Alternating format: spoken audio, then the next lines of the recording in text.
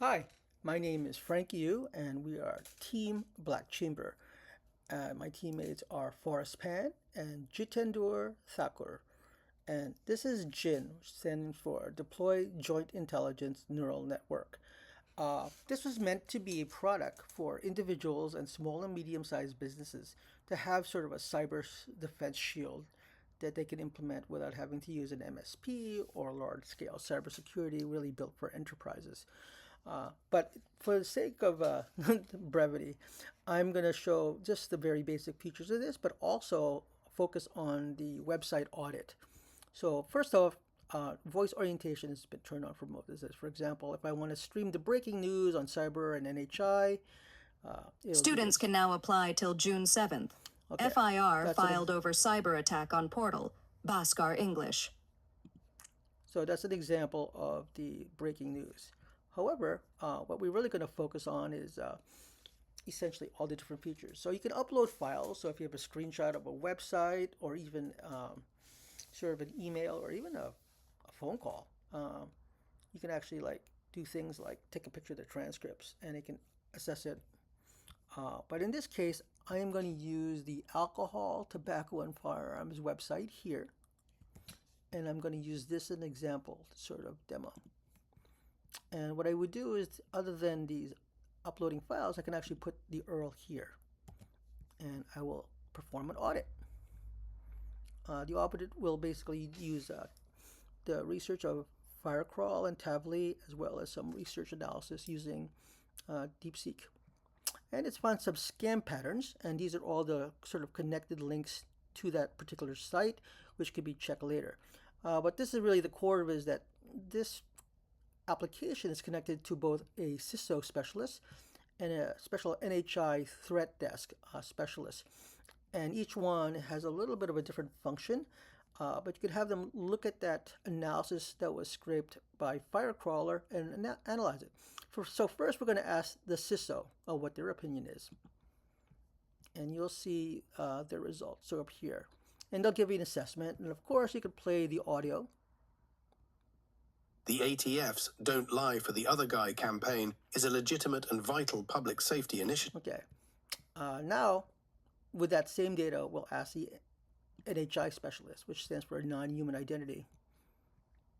And her result will show up right here. And we can play that as well.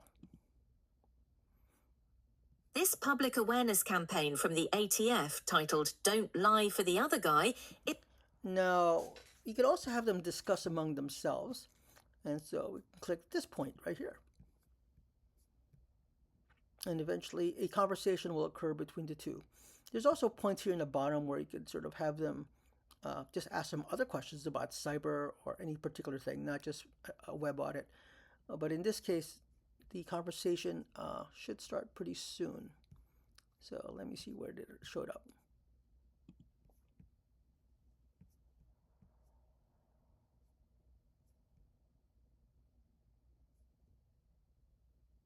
All right, looking at the ATF Don't Lie for the Other Guy site. The IRS keyword finding is immediately concerning. It sounds like a social engineering or phishing pattern. This isn't just about technical vulnerabilities, it's about brand trust and potential user impact, given the sensitivity of the topic. I agree completely. A government site mentioning the IRS without immediate context is highly unusual and could be a significant vector for exploiting user trust. An attacker could embed malicious links or So this is a fast way to do audits as well. And there's another feature that I want to show is that after it does the audit, we can actually start monitoring it. So this is monitor for updates, and it will set for every 24 hours. It'll check that site. And then there's a little section here where you can check it off of if there's been any changes. So it'll have an alert. And right now, the first check is the same. So it'll continue going until you basically stop the monitoring. And you could also delete this and add other websites to monitor. So yeah, that is my demo.